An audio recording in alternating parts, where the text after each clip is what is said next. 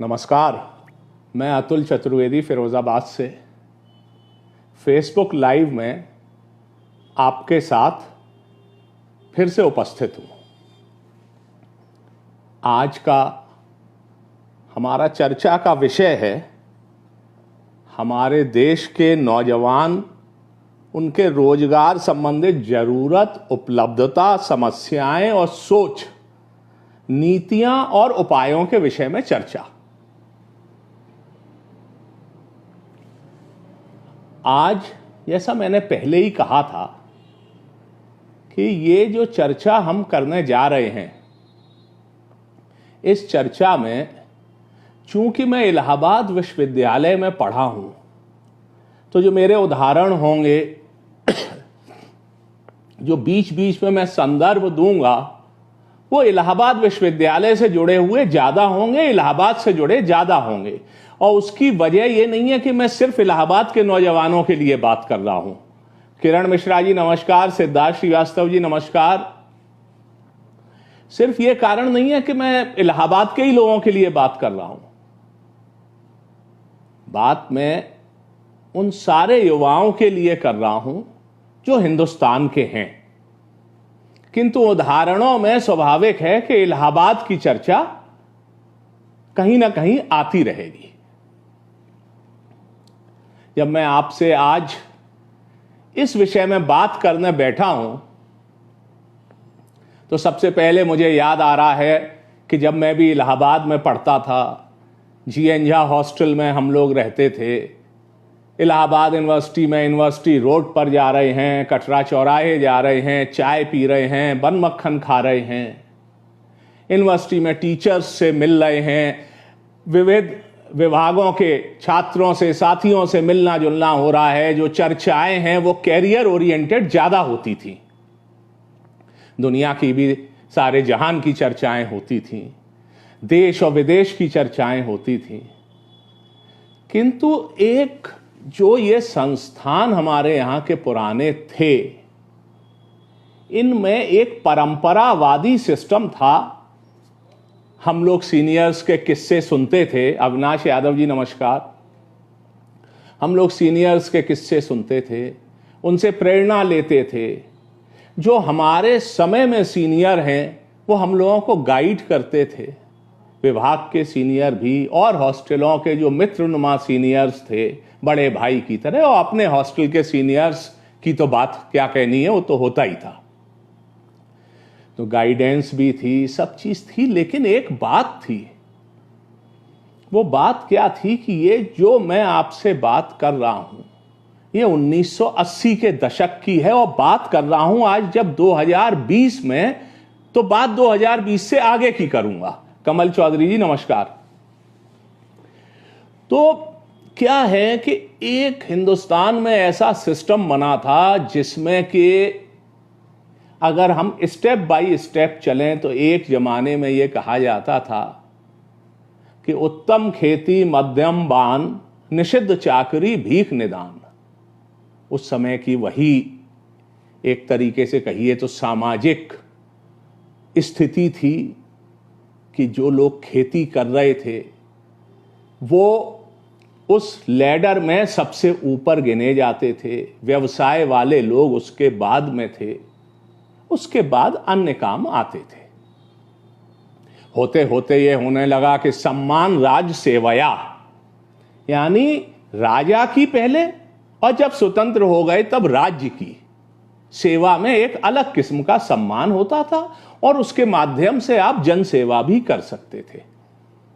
लेकिन सिर्फ इतनी बात नहीं थी, बात यह भी थी कि उपलब्ध भी जो नौकरियां थीं, जो अपॉर्चुनिटीज थीं, उनमें सबसे अच्छी अपॉर्चुनिटीज में हिंदुस्तान में राजकीय सेवा थी। दीपक मांगो जी नमस्कार। आज जब हम 2020 में बात कर रहे हैं तो दुनिया बदल चुकी है, और जब हम ग्लोबलाइज वर्ल्ड की बात करते हैं तो हमको ये समझना पड़ेगा। राजेश कुमार जी नमस्कार। हम जब ग्लोबलाइज वर्ल्ड की बात करते हैं तो हमको ये समझना पड़ेगा कि 1980 और 90 तक जो हिंदुस्तान चल रहा था वो 2020 में अगर चलाने की कोशिश की तो हम इस दौड़ में पीछे छूट जाएंगे। दिनेश सिंह जी नमस्कार। कहने का मतलब मेरा इसमें आशय यह है कि देखिए, राजकुमार पंडित जी नमस्कार। एक समय ऐसा था जब हमारे पास जितनी अपॉर्चुनिटीज उपलब्ध थी उनमें नौकरी सर्वोत्तम थी, और सरकारी नौकरी का तो कहना ही क्या था। आज नीरज वर्मा जी नमस्कार। पहले मैं कुछ आंकड़ों की बात करूंगा, उसके बाद इसको हम आगे बात को चर्चा को बढ़ाएंगे। आज के आंकड़े ये कहते हैं कि भारत सरकार या सरकारी नौकरियों में धीरे धीरे एक ऐसा सोच हो गई है कि उनको सरकारी नौकरी में लोगों की संख्या कम करते जानी है। इसमें आप परसेंटेज और नंबर को अलग अलग करके देखिएगा, नहीं तो कंफ्यूज हो जाएंगे। 2012 में सेंट्रल गवर्नमेंट जो है वो 8.5% of the organised work force को अपने यहां एम्प्लॉय किए हुए थी। 2014 में केंद्रीय सरकार में कुल लगभग 47 लाख कर्मचारी थे, जिनमें 14 लाख आर्म्ड फोर्सेस के थे। मैंने आपसे फिर कहा कि संख्या और प्रतिशत में कंफ्यूज मत होइएगा। एक आंकड़ा यह है कि लगभग 1.75 करोड़ भारतीय सरकारी सेवाओं में हैं, जिसमें केंद्रीय सरकार, राज्य सरकार, autonomous bodies, PSUs, financial institutions, public sector, banking, local body वगैरह सब शामिल है। जनसंख्या कितनी है? 137 करोड़ के आसपास। सरकार की कुल मिला के नौकरियों में कितने हैं? 1.25 करोड़ के आसपास। गैप देखिए। पंकज गुप्ता जी नमस्कार। अब आप, हां ये जरूर है गवर्नमेंट में ऑर्गेनाइज सेक्टर की बात है। अब एक दूसरा आंकड़ा जो है, नवनीत सारस्वत जी नमस्कार, वो ये है कि जो टोटल एम्प्लॉयड लोग हैं इनफॉर्मल सेक्टर में, उसमें से 91% है, यानी ऑर्गेनाइज्ड फॉर्मल सेक्टर में बस 9% है, और जिसमें 2% गवर्नमेंट सेक्टर है और 7% प्राइवेट ऑर्गेनाइज सेक्टर है। अब इसको आप संख्या में बदल लीजिएगा। जी सिद्धार्थ श्रीवास्तव जी, 137 करोड़ ही मैंने कहा था। अब अगली बात क्या है कि 2016 में, मैं यहां एक चीज और स्पष्ट कर दूं कि ये जो मेरा आज का आपसे चर्चा है, इसमें आंकड़ों से ज्यादा तर्क और भावनाओं की मैं बात करूंगा। आंकड़ों में कहीं हो सकता है इंटरनेट से लेते हैं तो सालों में कभी फर्क हो जाते हैं, तो उसको आप बहुत टेक्निकल मत जाइएगा, लेकिन मैं जो लॉजिक है मेरी उस पर ध्यान अवश्य दीजिएगा। क्या है, भारत में 2016 में बेरोजगारों की संख्या लगभग 4.5 करोड़ मैंने देखी, और जबकि दुनिया का 20% यूथ इंडिया में है। इसका अर्थ आप समझ सकते हैं कि हमारे यहां जो यूथ है उसमें बेरोजगारी का कितना है। लेकिन अब हम इस मुद्दे से, बेरोजगारी से रोजगार की तरफ आते हैं, और फिर मैं वापस चलना चाहूंगा इलाहाबाद यूनिवर्सिटी से मुखर्जी नगर भी आप पहुंच सकते हैं, अन्य यूनिवर्सिटीज की भी बात कर सकते हैं, क्योंकि कमोवेश कहानी सारे हिंदुस्तान की यही है। मैं याद करता हूं कि 12वीं क्लास पास करके जिन बच्चों को पीएमटी में चले जाना था या इंजीनियरिंग में चले जाना था, या अब लॉ भी हो गया है और भी कुछ चीजें हैं, उसमें वो जाने लगते हैं। उसके बाद जो विश्वविद्यालय में पढ़ाई के लिए आते हैं, सामने स्थिति एक ऐसी बन जाती है कि उनका अधिकतर का, अधिसंख्य का रुझान नौकरी की तरफ होता है, और जिनका रुझान नौकरी की तरफ है वो उसमें बेहतर ऑप्शन सरकारी नौकरी की तरफ होता है। जब इलाहाबाद में मैं देखता था कि 18-19 साल की उम्र में नौजवान यूनिवर्सिटी में एडमिशन में आते हैं और समझ में ही नहीं आता है, एक फिल्टर लगा हुआ है, कुछ को नौकरी मिलती जा रही है और बाकी अगले साल की उम्मीद में, फिर उसमें से कुछ छट गए, फिर अगले साल की उम्मीद में, और जब तक समझ में आया तब तक उम्र 30 और 40 के बीच में पहुंच जाती है। अब जब मैं 2020 में बात कर रहा हूं तो इसमें कुछ ऐसी गड़बड़ियां और हो गई हैं कि जो सरकारें एग्जाम कंडक्ट करा रही हैं, उन एग्जामों में घोटाले हैं, उनमें गड़बड़ियां हैं, उनके मुकदमे हैं। तो जो यूथ है हमारा, वो इसमें भी एक तरीके के भ्रष्टाचार और इस सब में उलझ के रह जाता है। कमल कृष्ण राय जी, धन्यवाद, आपने समय निकाला, बड़ा अच्छा लगा। यूथ जो है वो इसमें उलझ के रह जाता है कि भाई मैं अब मुझे इम्तिहान की तैयारी करनी है, कि कोर्ट की तैयारी करनी है, कि आंदोलन की तैयारी करनी है, और जब तक समझ में आता है उम्र निकल गई। अब आप देखिए कि हिंदुस्तान में आज भी भारत गांव में ज्यादा बसता है। धर्मेंद्र सैनी सर नमस्कार। आज का भारत भी गांव में ज्यादा बसता है। कहने का तात्पर्य यह है कि ये जो लोग रूरल एरिया से, सेमी अर्बन एरिया से ये जो आ रहे हैं शहरों में पढ़ाई करने, ये अपॉर्चुनिटीज की तलाश में आ रहे हैं। और मैं ये बात बिल्कुल स्पष्ट कहना चाहूंगा कि जितनी अपॉर्चुनिटीज हमें सरकार के पॉलिसी डॉक्यूमेंट्स में मिलती हैं,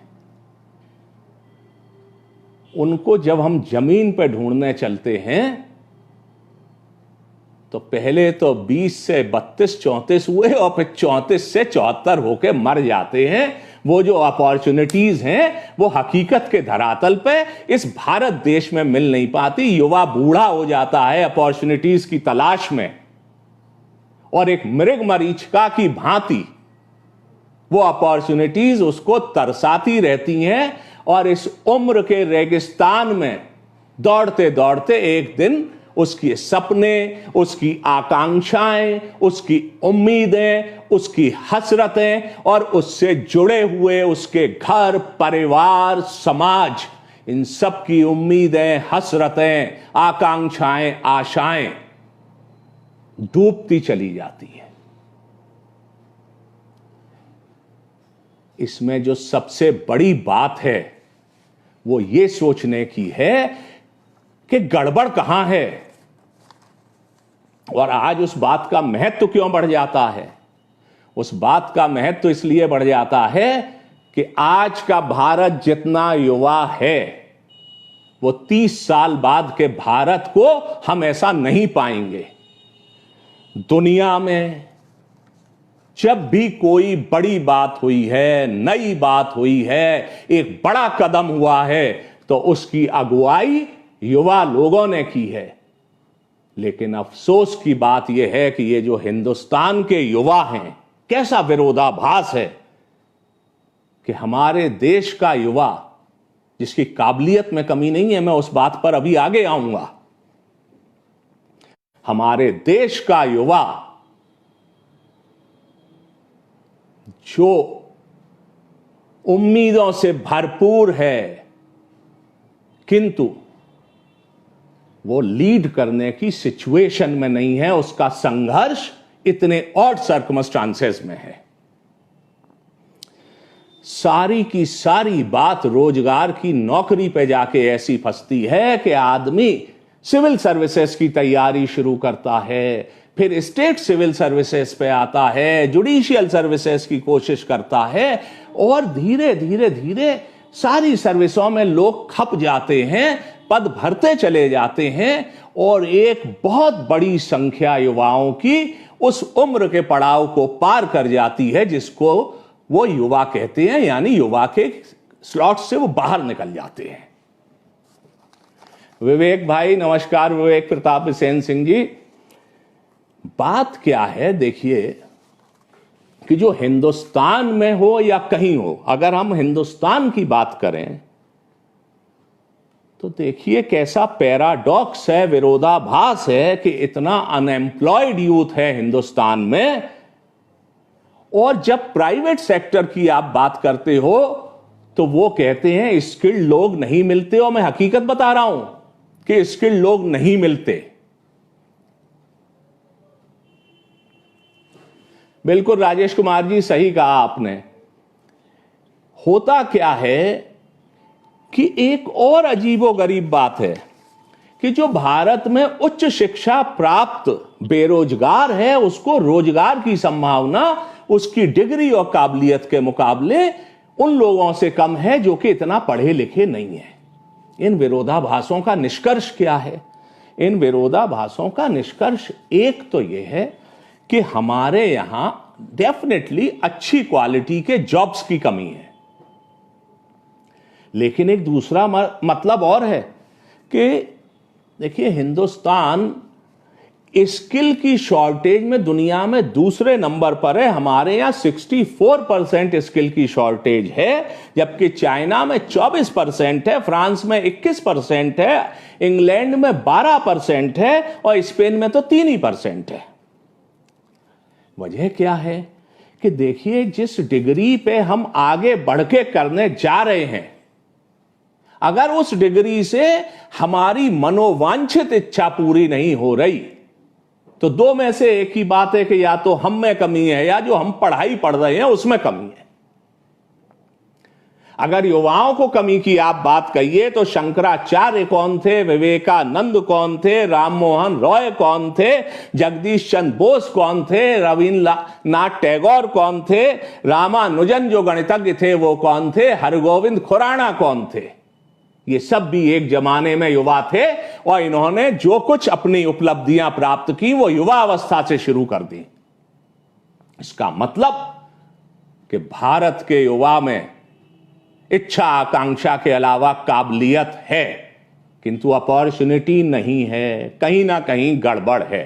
वो गड़बड़ क्या है उस पर मैं आगे आऊंगा। निशंक भाई साहब पालागन, एक और आंकड़े पे आपका ध्यान दिलाना चाहूंगा कि हिंदुस्तान में 10वीं क्लास में जाते जाते, कमल कृष्ण राय जी, एक आंदोलन की भी बात करूंगा, उसका राजनीति से शायद लेना देना ना हो, किंतु अभी मैं आगे उस मेरी एक दिमाग में है वो भी चर्चा करूंगा। हिंदुस्तान में 10वीं क्लास में आते आते आधे बच्चे पढ़ाई छोड़ देते हैं। दूसरी बात, लगभग लाखों बच्चे हर महीने 18 साल के हो रहे हैं और रोजगार की तलाश में भटकना शुरू हो जा रहा है। अगर 2015 के आंकड़े को देखिए तो 1000 लोगों पर केवल 16 लोगों को सरकारी नौकरी मिल रही है। इसका आप अर्थ लगा लीजिए कि सरकारी नौकरियों का क्या हाल है। हम उस पर आश्रित होकर अपनी पूरी जनरेशन को वेस्ट होने नहीं दे सकते। और मेरी आज की अपील अपने युवा साथियों से यह है कि इलाहाबाद यूनिवर्सिटी में यूनिवर्सिटी रोड पे घूमने वाले साथियों, हॉस्टलों में रात रात भर जग के और पढ़ाई करने वाले साथियों, कमल नयन उपाध्याय जी नमस्कार, निर्भय भाई साहब पालागन, कटरा चौराहे पर बन मक्खन खा के फिर से पढ़ाई में बैठ जाने वाले साथियों, आज मेरी ये बात, ये चर्चा सुन के, और मैं दिल्ली के मुखर्जी नगर के साथियों से भी कह रहा हूं और हिंदुस्तान में जहां जहां यूथ में मेरी आवाज सुन रहा है, मेरी बात सुन रहा है, उनसे मैं कह रहा हूं कि आज जो मैं मुद्दे उठा रहा हूं इसको एक बार ध्यान से सुनिएगा जरूर। मेरे सरकारी नौकरी में खाली में भविष्य ढूंढने चलेंगे तो ये जो हिंदुस्तान का यूथ है, ये यूथ इसलिए वेस्ट हो जाएगा कि एक तो जो सरकारी सिस्टम चल रहे हैं उनमें पिछले 10-15 साल से हम लोग अखबारों को उठा के देखते हैं तो इम्तहानों की विश्वसनीयता और ये सारी चीजों पे बड़े प्रश्न चिन्ह हैं, किंतु हमारा डिस्कशन का मुद्दा आज वो नहीं है। मेरा कहना यह है कि जो मैं जहां बात थी मेरी कि जो सारा बदलाव है वो दुनिया में जहां भी आया है वो युवा लाया है, और दुर्भाग्य कि इस युवा देश का युवा, उसको अपना भविष्य नहीं समझ में आ रहा है, दिख नहीं रहा, अपॉर्चुनिटीज नहीं दिख रही हैं। और युवा को क्यों सोचना पड़ेगा कि आइंस्टीन ने एक बार कहा था कि our problems can not be solved by the same thinking that created those problems. Out of the box सोचना पड़ेगा, नए लोगों को सोचना पड़ेगा, और व्यवस्था को बदलने का, मन की सोच को बदलने का। अब आप एक चीज और पे ध्यान दीजिए कि आप ये सोचिए कि जो युवा की हमारी परिभाषा है, जिसमें 29 साल तक के लोग सरकारी हिसाब से है, उसको मैं बहुत टेक्निकल नहीं हो रहा, उम्र के हिसाब से, आप जरा ये बताइए कि हमारे यहां जो यूथ है उसमें जनसंख्या के चाहे प्रतिशत का हिसाब ले लीजिए और चाहे संख्या का हिसाब ले लीजिए, लगभग 30-35 साल तक के बच्चे ही मैं कहूंगा उसमें कितने अपनी ताकत से, अपनी मेहनत से मिलेनियर बन पाए या करोड़पति बन पाए। विरासत की बात मैं नहीं कर रहा। अवधेश कुमार जी नमस्कार। और अब इसको विकसित देशों से जोड़ लीजिए। कहने का तात्पर्य क्या है कि हमारे युवाओं में काबिलियत है, बिल्कुल है, ये तो प्रमाणित कर देते हैं, जब मौका लगता है तो हमारे युवा प्रमाणित कर देते हैं। लेकिन हमारे युवा जब सरकारी नौकरी की तरफ भागते हैं या इवन पब्लिक सेक्टर की तरफ भागते हैं, तो ये एक तरह से जब वो इसकी कोशिश करते हैं तो लॉटरी के टिकट खरीदने जैसा है। लॉटरी का टिकट खरीद के हमारी लाखों रुपए की लॉटरी निकलने का जितना चांस है, लगभग उतना ही चांस एक अच्छी नौकरी मिलने का हिंदुस्तान में है। इससे बड़ी दुर्भाग्य की क्या बात है कि काबिलियत है और नौकरी नहीं है, पोटेंशियल है, अपॉर्चुनिटी नहीं है। पोटेंशियल है लेकिन उसके लिए हमारे पोटेंशियल को निखारने की पॉलिसी कागजों से बाहर, हकीकत के धरातल पर नहीं है। कैसे भविष्य बनेगा?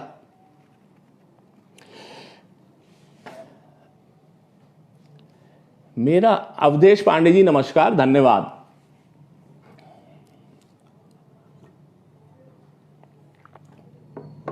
मेरा अपने साथियों से निवेदन है कि हमको अपनी बेड़ियों में बंधी हुई सोच से आगे बढ़ना पड़ेगा, निकलना पड़ेगा।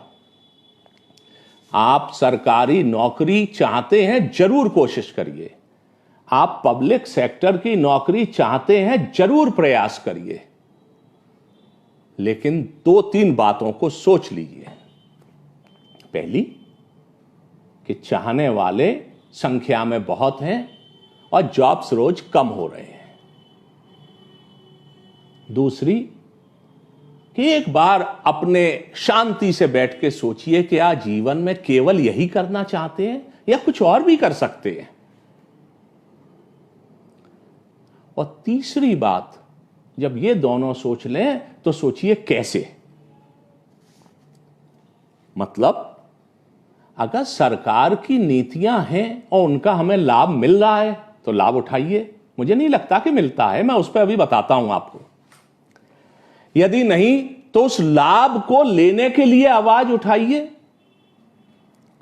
प्राइवेट सेक्टर्स को मैं खास तौर से इंटेलेक्चुअल से कहूंगा, पत्रकारों से कहूंगा, जो एकेडमिक्स में है लोग, उनसे कहूंगा कि लिखिए, पढ़िए। प्राइवेट सेक्टर के लोगों को कहिए कि पार्टनरशिप में आगे आइए।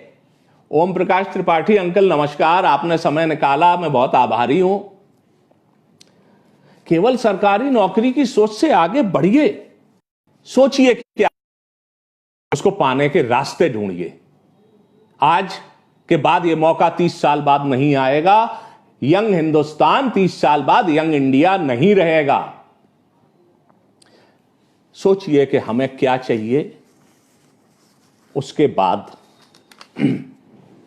जो मैंने मिलेनियर वाली बात आपसे कही, उस बात को मेरा कहने का मतलब यह है कि इस हिंदुस्तान में जॉब क्रिएटर बनने की तरफ सोचिए, एंटरप्रेन्योर बनने की तरफ सोचिए। जिनके इंटरेस्ट एकेडमिक्स में है वो अवश्य एकेडमिक्स में जाइए, जिनके इंटरेस्ट सरकारी नौकरी में है आप अवश्य सरकारी नौकरी में जाइए।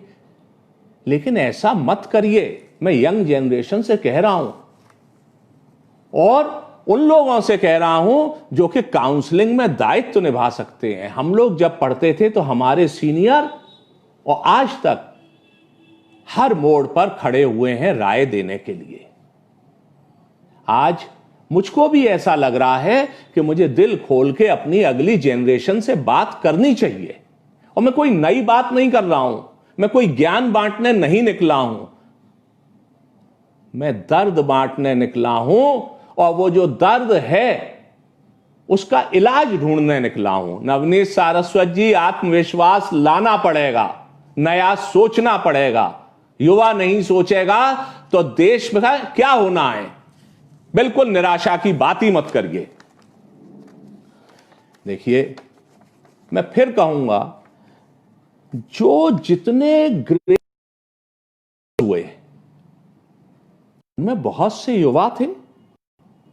Thomas Alva Edison, Subhash Upadhyay, Ghanshyam Das Birla जो थे उन्होंने 16 साल पर अपने व्यावसायिक एक्टिविटी शुरू कर दी थी, युवा ही हुए। बिल गेट्स युवा थे, स्टीव जॉब्स युवा थे, मार्क जुकरबर्ग युवा थे और एलन मस्क काम धंधे व्यापार शुरू करने की एक कार्यक्रम रणनीति शुरू की। ग्रेट वॉरियर्स की बात करिए, चाहे वो सम्राट अशोक था और चाहे वो सिकंदर महान था, ये भी युवा थे। अगर आप रिवॉल्यूशनरी की बात करिए तो सरदार भगत सिंह युवा थे, मार्टिन लूथर किंग युवा थे और नेल्सन मंडेला युवा थे। सारस्वत जी, विशेष तौर पर आपकी बात के जवाब में कह रहा हूं कि अगर युवा निराश होकर बैठ जाएगा तो इनसे प्रेरणा लीजिए, क्योंकि सपने देखने पड़ेंगे। मैं मानता हूं कि हमारे देश में सपनों को हकीकत में बदलना बहुत कठिन है।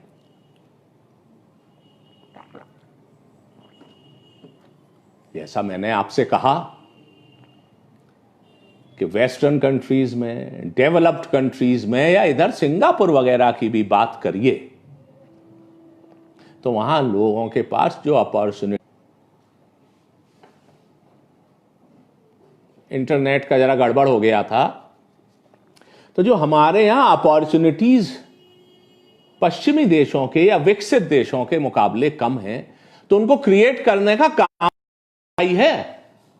अजय फोतेदार जी, बिल्कुल आप सही कह रहे हैं, यह भी एक रास्ता है। तो बात मेरी आपसे कहने की क्या है कि जो हमारे यहां अपॉर्चुनिटीज नहीं है, उन अपॉर्चुनिटीज को क्रिएट करने की आवाज कौन उठाएगा? मैं आपको 2-3 उदाहरण दे दूं।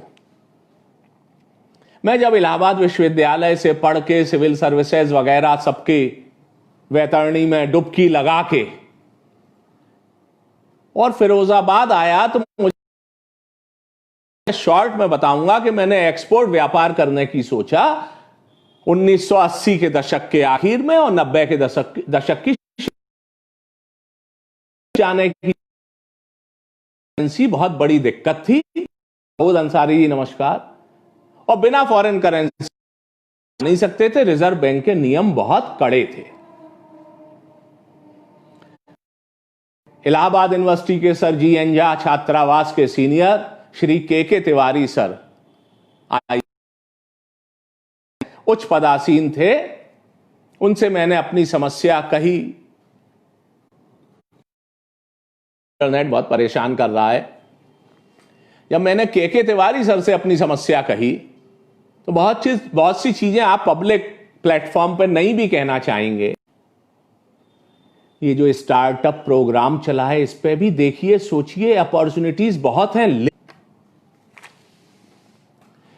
अपॉर्चुनिटीज बहुत हैं, लेकिन क्या है कि जो सरकार की नीतियां हैं, वो नीतियों को कागज पे लिखने वाले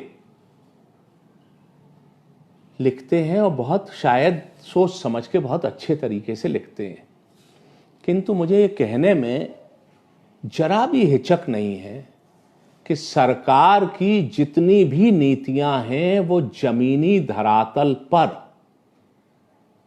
लाभ नहीं देती हैं। आज हिंदुस्तान के युवा में अगर एंटरप्रेन्योरशिप की अपॉर्चुनिटी मिले,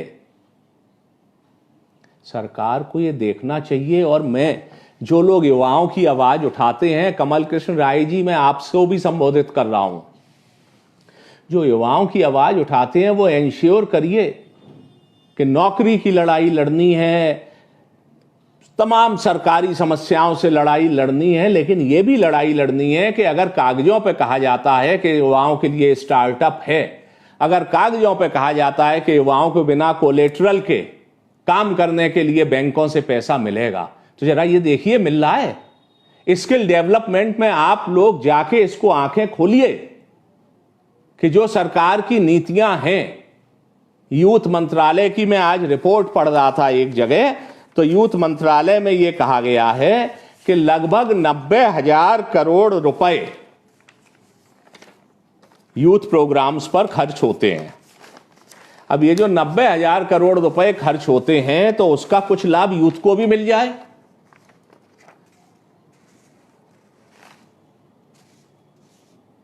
आप लोग इस चीज को समझिए कि ये जो स्किल डेवलपमेंट का प्रोग्राम है। राजेंद्र प्रताप सिंह सर नमस्कार, आज हमारी आपकी मुलाकात हो ही गई फेसबुक लाइव पर।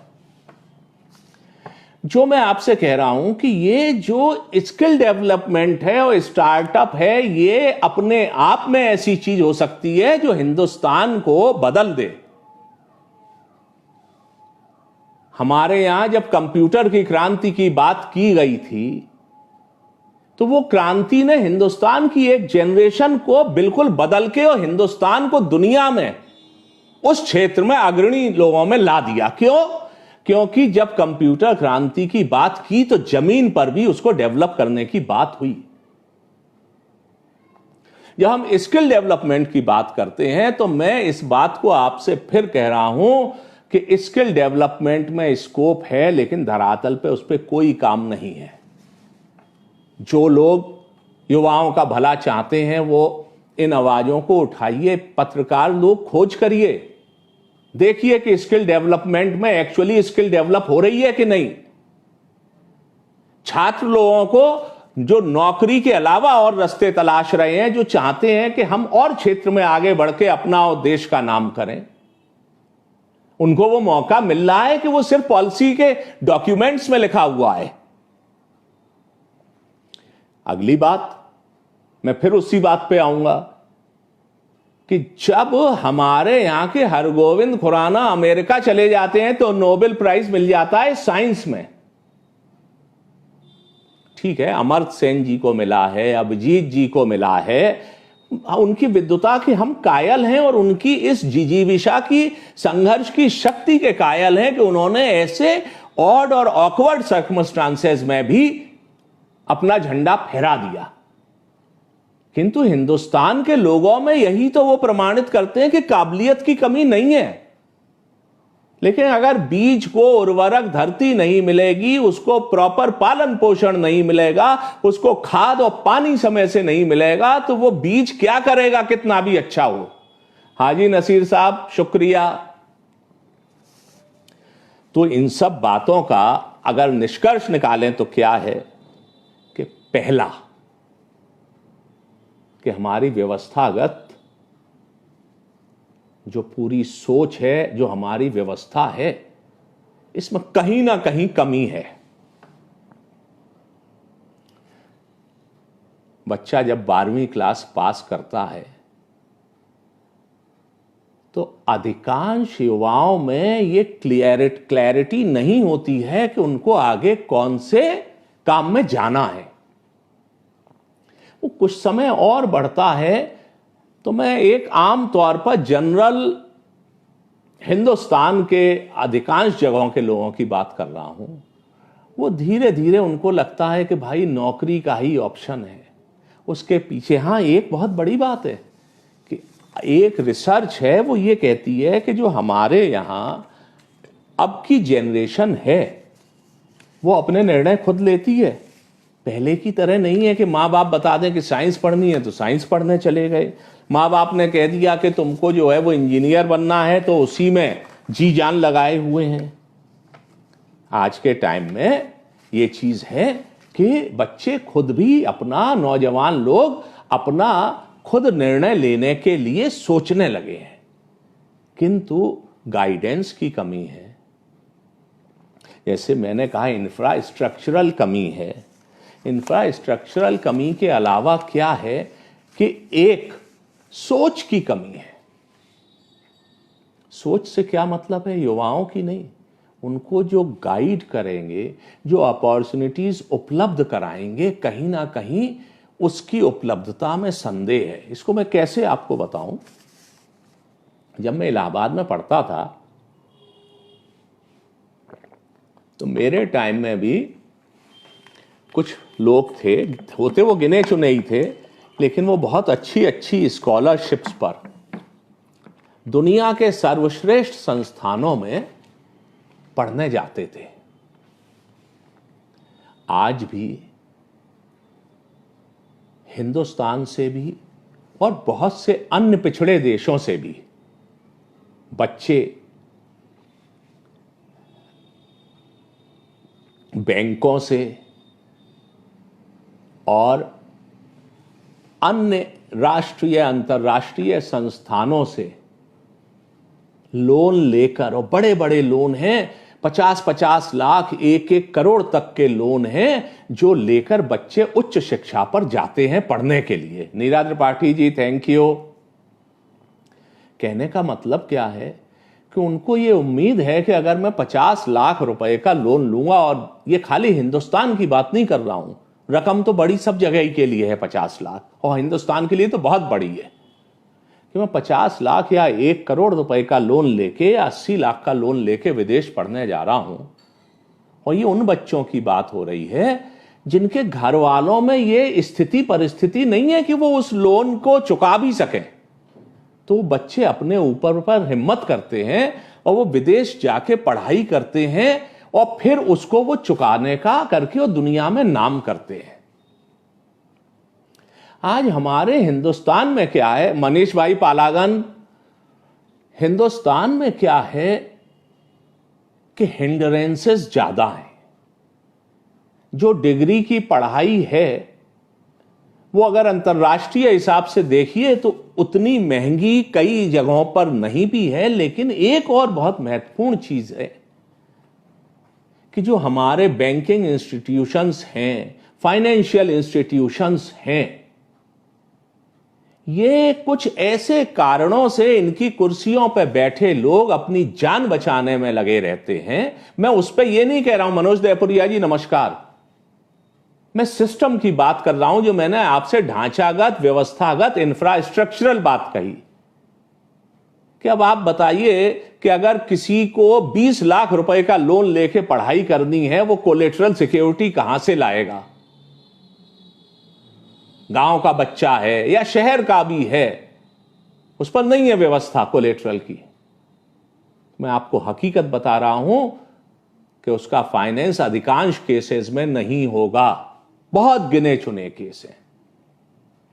आप बड़े शहरों की बात छोड़ दीजिए, मिडिल क्लास, मीडियम जो सिटीज हैं, उन मीडियम सिटीज में या स्मॉल टाउन्स एंड सिटीज में अगर आप एंटरप्रेन्योर बन के, जबकि देश के विकास के लिए और युवाओं के रोजगार की अपॉर्चुनिटी के लिए एंटरप्रेन्योरशिप का डेवलपमेंट बहुत जरूरी है, डिसेंट्रलाइजेशन ऑफ इंडस्ट्री बहुत जरूरी है, लेकिन आप अगर उसको करने जाएंगे तो आपको फाइनेंशियल इंस्टीट्यूशंस कतई मदद नहीं करेंगे।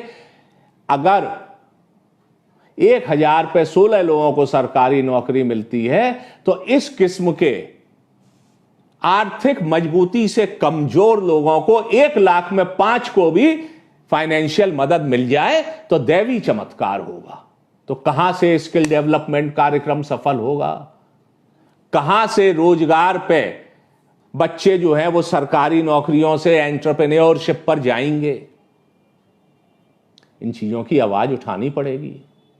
जो लोग आंदोलनों का नेतृत्व करते हैं, आंदोलन खाली सड़क वालों की मैं बात नहीं कर रहा हूं, आंदोलन बौद्धिक भी है, आंदोलन सोशल मीडिया पर भी है। एक नए विचार को आप जन्म दें या एक अच्छे विचार को आगे बढ़ाएं जिसमें कि पूरी की पूरी जनरेशन का लाभ होता हो, तो वो भी एक आंदोलन में बदल सकता है। मेरा कहना है कि भाई आप लोग आवाज उठाइए, क्योंकि हमारे पूरे युवा भारत का भविष्य इस बात पर है। आप सब जान भी लगा दें तो वर्तमान में सरकारी और गैर सरकारी इतने जॉब नहीं है कि पूरी यूथ को उसमें एब्जॉर्ब कर लें। कागजी खाना पूरी किसी तरीके के जॉब से हो सकती है, किंतु इच्छाओं की, आकांक्षाओं की, सपनों की पूर्ति उन जॉब से नहीं हो सकती। देश के भविष्य को अगले स्थान पर ले जाने की पूर्ति उन जॉब से नहीं होगी। हमको चाहिए नोबेल पुरस्कार विजेता, हमको हिंदुस्तान में चाहिए एलन मस्क और स्टीव जॉब, हमको फिर से घनश्याम दास बिड़ला चाहिए हिंदुस्तान में, हमको बिल गेट्स चाहिए हिंदुस्तान में, हमको एकेडमिक्स में लोग चाहिए हिंदुस्तान में, हमको वैज्ञानिक चाहिए और हमारे युवाओं में ये सक्षमता और ये ताकत है कि वो कर दें। किंतु हम वो वातावरण नहीं दे पा रहे हैं, हम वो मूलभूत सुविधाएं नहीं दे पा रहे हैं, हम उनकी उस सोच को उधर चैनलाइज नहीं कर पा रहे हैं। मैं आज अपने इस फेसबुक लाइव के माध्यम से मैं आह्वान करना चाहता हूं उन लोगों का जो इस देश के भविष्य को बेहतर बनाने के लिए एक इस बड़े यज्ञ में एक आहुति अपनी भी देना चाहते हैं, कि अगर उनको मेरी बातें सही लगी हों, रामाधीन सर नमस्कार, प्रणाम, आपने समय निकाला, अगर उनको मेरी बातें सही लगी हों, इसमें किसी राजनीतिक या सामाजिक विचारधारा से मतलब नहीं है, किसी जाति और धर्म से मतलब नहीं है। युवा की ना कोई जाति है, ना युवा का कोई धर्म है, ना कोई राजनीतिक विचारधारा है। उसको केवल चाहिए अपना और अपने देश का विकास। इसी विचारधारा को प्रायोरिटी दीजिए। और अगर सरकारें जो हैं वो कागजों से धरातल पर नहीं लाएं, तो हमको अपने बात को उन तक पहुंचा के उनके बंद कानों के पर्दों को बार बार खटखटाना है। भारत का युवा अब हाथ पे हाथ रख के मजबूर होकर नहीं बैठ पाएगा। सिर्फ सरकारी नौकरी से काम नहीं चलेगा, उसमें तो जो गड़बड़ घोटाले हैं उनको सही कर दिए, उनको सही करवाना है, लेकिन रास्ते और ढूंढने हैं। आप लोगों को अगर मेरी बात जरा भी सही लगी है तो इस पर सोचिए। मुझे बहुत खुशी है कि रामाधीन सर जैसे लोग, के राय सर जैसे लोग और संजीव आचार्य जी जैसे लोग आज इस प्रोग्राम में शामिल होकर देख के मुझको लगा कि ये बात जरूर आगे तक जाएगी अगर उनको सही लगेगी। अंकित भाई पालागन, विपिन कुमार चतुर्वेदी सर पालागन, अगर उनको मेरी बात सही लगेगी तो ये आवाज आगे जाएगी और हिंदुस्तान के युवा को हम लोग ऐसे पूरी की पूरी एक यंग जनरेशन, यंग इंडिया को वेस्ट होते नहीं देख सकते। जहां गाइडेंस का सवाल है, जैसे मैंने के तिवारी सर का उदाहरण दिया, ऐसे हजारों लाखों उदाहरण हैं, जबकि यूनिवर्सिटी के सीनियर्स या फैमिली के सीनियर्स या समाज के सीनियर्स ने जूनियर का मार्गदर्शन किया है, और न सिर्फ मार्गदर्शन किया बल्कि उंगली पकड़ के आगे बढ़ाया है। लेकिन इतने बड़े लेवल पे सरकार को चेताना होगा, पॉलिसी मेकर्स के दरवाजे खटखटाने होंगे कि भाई कागज पे लिख देने से पॉलिसी नहीं बन रही है, धरातल पे लाइए। और मुझे कहने में कोई गुरेज नहीं है कि स्किल डेवलपमेंट प्रोग्राम हिंदुस्तान में जो चल रहे हैं वो अपने अचीवमेंट को नहीं कर पा रहे हैं। मालूम नहीं क्या व्यवस्थागत गड़बड़े हैं, या सोच की गड़बड़ है, या नियत की गड़बड़ है, लेकिन उससे हिंदुस्तान की नियति गड़बड़ हुई चली जा रही है। मैं एक्सपोर्ट के काम से जुड़ा रहा, मैंने देखा कि स्किल डेवलपमेंट में सीखे हुए लोग, और जब मैंने इटली के वेनिस के मुरानो में जाके उन लोगों की स्किल देखी तो मुझे लगा कि जिनको हम स्किल डेवलपमेंट सिखाते हैं हम उनके साथ धोखा करते हैं। आदमी आपके इंस्टीट्यूट में आ रहा है स्किल डेवलपमेंट सीखने, और वो आपसे डिग्री लेके जा रहा है, आपके विश्वविद्यालय में आ रहा है डिग्री लेने, और वो डिग्री लेके जा रहा है, अगर उसके बाद उस स्किल और उस डिग्री का उसको उचित लाभ नहीं मिलता है, तो उसकी स्किल में नहीं कमी है, स्किल मांझने वालों में कमी है, उसकी डिग्री में कमी नहीं है, उसको डिग्री देने वालों में कमी है। इस चीज को बदलना होगा। आखिर में मैं आपसे यही निवेदन करूंगा, आज का ये जो मेरा फेसबुक लाइव है, मेरे लिए बहुत बड़ा भावनात्मक मुद्दा यह है कि मेरी उम्र भले ही 58 वर्ष की हो गई। ममता तिवारी जी सही कह रही हैं, मेरी उम्र भले ही 58 वर्ष की हो गई, किंतु आज भी मेरे दिमाग में और मन में कटरा चौराहा इलाहाबाद का, यूनिवर्सिटी रोड इलाहाबाद की, वहां बैठ के एकेडमिक डिस्कशंस, बन मक्खन खाना, मेस बंद हो तो कहीं जाके कटरा में मोहन के रेस्टोरेंट में खाना खाना, लक्ष्मी टॉकीज और सिविल लाइंस जाना, ये घूमते हैं। और मुझे लगता है कि आज भी बच्चे वैसे ही घूम रहे हैं। 1980 के दशक से 2020 आ गया है और हिंदुस्तान के यूथ को बातों में गुमराह किया जा रहा है। उनको अपॉर्चुनिटीज जितनी मिलनी चाहिए और देशों के मुकाबले वो नहीं मिल रही हैं। तो मैं भावनात्मक रूप से परेशान हूं। अगर आप लोग भी परेशान होते हैं तो आप जैसे इस आवाज को उठा सकते हैं कि यूथ का स्किल डेवलपमेंट, यूथ की एंटरप्रेन्योरशिप, यूथ के लिए अपॉर्चुनिटी, उनको फाइनेंशियल असिस्टेंस और जितने किस्म की पढ़ाई लिखाई में परिवर्तन हो सकते हैं, ये सब होने चाहिए। एजुकेशन पॉलिसी पे किसी और दिन बात करूंगा। दीपक मांगो जी नमस्कार, मुन्नी दीदी, शोभा दीदी थैंक यू। एजुकेशन पॉलिसी पे किसी और दिन बात करूंगा, लेकिन मैंने ये आवाज उठाई है यूथ के लिए। मैं उससे अपने आप को जुड़ा हुआ महसूस करता हूं। मैं उस कष्ट को जानता हूं कि बच्चा, उसके साथ उसके मां बाप की हसरतें, घर से ग्रामीण क्षेत्रों से उस बच्चे को भेजा जाता है जब पढ़ने के लिए, अरविंद सिंह जी नमस्कार, तो वो कितनी उम्मीदें लेके आता है। मुझको मालूम है कि बच्चे जो हैं वो इलाहाबाद, मैं इलाहाबाद की बार बार बात इसलिए करूंगा कि मुझे इलाहाबाद का अनुभव है क्योंकि मैं वहां पढ़ा। बच्चे इलाहाबाद में, प्रीति चतुर्वेदी जी नमस्कार, बच्चे इलाहाबाद में कमरे लेके रह रहे हैं, दिल्ली में मुखर्जी नगर में कमरे लेके रह रहे हैं। एक ही चीज पे दांव लगाए हुए हैं, सरकारी नौकरी। क्यों ना लगाएं? क्योंकि उनको और रास्तों में उम्मीद की किरण नहीं दिख रही है। पॉलिसी डॉक्यूमेंट में उम्मीद की किरण नहीं होती है। प्राइवेट सेक्टर के लोगों को आगे आना पड़ेगा। सरकार के लोगों को और जो सोशल एक्टिविस्ट हैं उनको देखना पड़ेगा कि जो पॉलिसी की बात हो रही है, जो स्किल डेवलपमेंट सेंटर चल रहे हैं, जो बैंकिंग और फाइनेंशियल इंस्टीट्यूशंस हैं, वो सरकार की नीतियों के अनुरूप लोगों की मदद कर रहे हैं कि नहीं कर रहे हैं। उसकी आवाज उठाइए। युवाओं से धोखा मत करिए। युवा सोच रहा है कि मैं इंजीनियरिंग कॉलेज में जा रहा हूं पढ़ाई करने और इंजीनियर बन के बहुत अच्छा निकलूंगा। आधे इंजीनियरिंग कॉलेज की क्वालिटी पे कंप्रोमाइज हो रहा है। ये आप अपनी जनरेशन को धोखा दे रहे हो। हम लोग चुप बैठे रहे, आवाज नहीं उठाएंगे। हिंदुस्तान का फ्यूचर क्या होगा? वही हिंदुस्तान का व्यक्ति, कुछ लोग हिंदुस्तान में बहुत अच्छा कर रहे हैं लेकिन औरों को करना है। वही हिंदुस्तान का व्यक्ति जब विदेश में जाता है तो वो अपनी काबिलियत से डंका बजा देता है, झंडे फहरा देता है। न जाने कितने इलाहाबाद के लोगों को मैं जानता हूं। अजय कुमार अग्रवाल जी नमस्कार।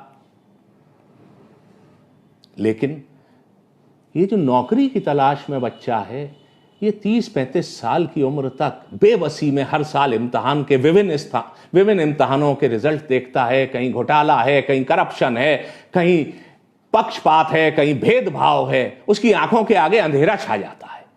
और उसकी नहीं, उसके परिवार, उसके जुड़े हुए लोग सब उम्मीदें लगाए हुए हैं। उनको मालूम ही नहीं पड़ा कि ये युवा से निकल के कब इसके बाल सफेद होने लगे और ये युवा की कैटेगरी से निकल गया। हम हिंदुस्तान को ऐसे बूढ़ा होने नहीं दे सकते। सोचिए इस पर।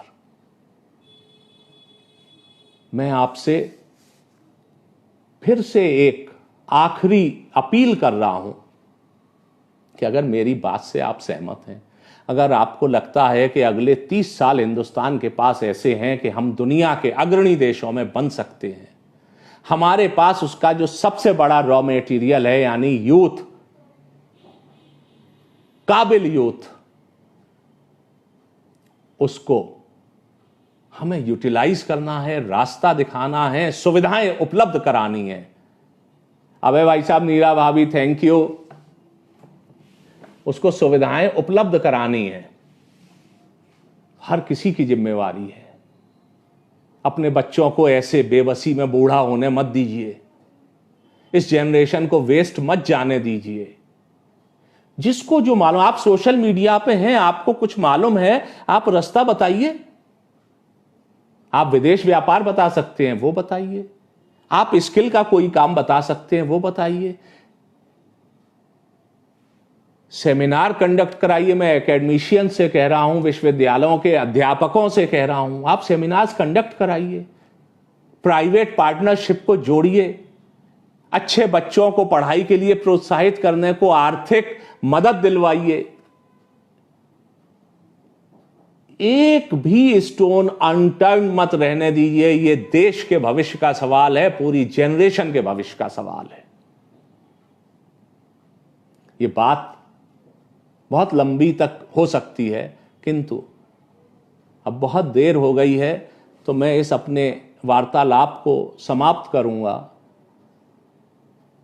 किंतु आपसे फिर कह रहा हूं, करप्शन के खिलाफ आवाज उठानी है, धोखाधड़ी के खिलाफ आवाज उठानी है, लेकिन सबसे बड़ी आवाज ये उठानी है कि हमारी जनरेशन को वो रास्ते दिखाए जाएं। वो जब बच्चा 12वीं क्लास से पढ़ के आए तो उसको बताया जाए कि ये तमाम रास्ते हैं, तुम रिस्क लो, यंग लोग रिस्क ले सकते हैं, सरकार तुम्हारे साथ है और पूरा का पूरा भारत तुम्हारे साथ है। आगे बढ़ने की सोचो, रास्ता बढ़ाओ। एक लंबी उम्र तक खाली सरकारी नौकरी के चक्कर में पड़ने से अच्छा यह है कि जॉब क्रिएटर बनो। मैं राजनीतिक बातें इस फोरम पर नहीं करता हूं और इस फोरम पर मैं राजनीति की बात नहीं करूंगा। मैं राजनीतिक पार्टी से जुड़ा व्यक्ति हूं और जब राजनीति की बात करता हूं तो खुल के करता हूं। वो जब करूंगा तो अनाउंस करके करूंगा कि आज ये राजनीतिक टॉपिक पे मैं बात करूंगा। किंतु ये एक ऐसा विषय है कि इसमें राजनीति, सामाजिक सारी चीजें पीछे हैं। ये देश के भविष्य का विषय है। अंधों की आंखें खोलिए। अंधे कौन है? जो पॉलिसी लिख रहे हैं लेकिन देख नहीं रहे हैं कि जमीन पे हकीकत बदल रही है कि नहीं। बहरों के कान में घंटा बजाइए। बहरे कौन है?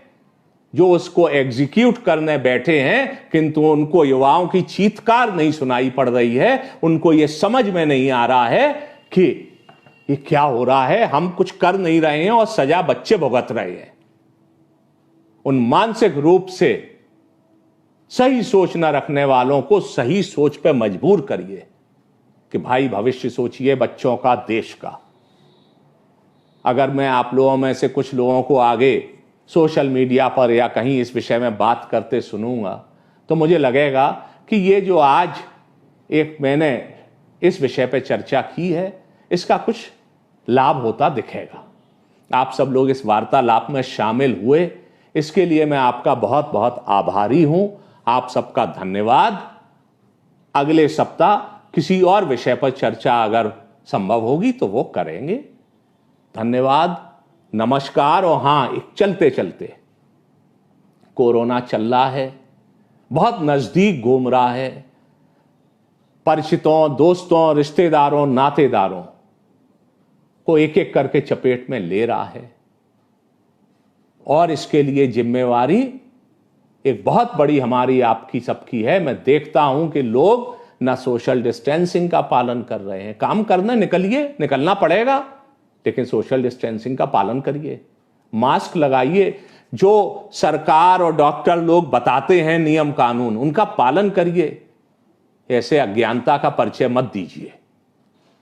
स्वस्थ रहिए और देश बढ़ाने में अपना योगदान दीजिए। निरोगी रहिए।